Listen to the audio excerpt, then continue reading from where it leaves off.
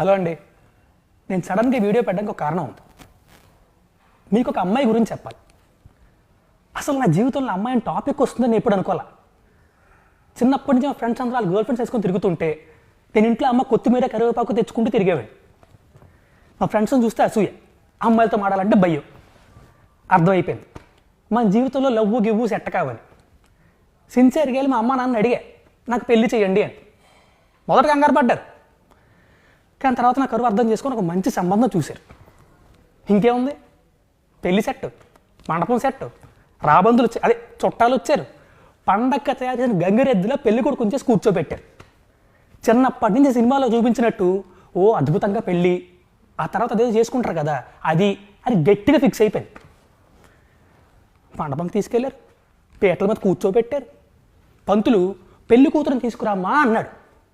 వాళ్ళ చెల్లెళ్ళి ఒక ఉత్తరం పట్టుకొచ్చింది. అది చిచి నా నోటితో నేను చెప్పలేను, మీకు అర్థమే ఉంటుంది కదా.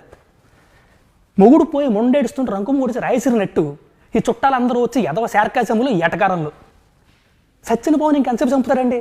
చేస్తా కదవలు వాళ్ళని కాదు దాన్ని అనాలి.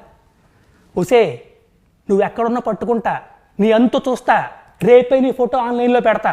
మీరందరూ కూడా కనబడితే దయచేసి నాకు చెప్పండి please. Thank you very much.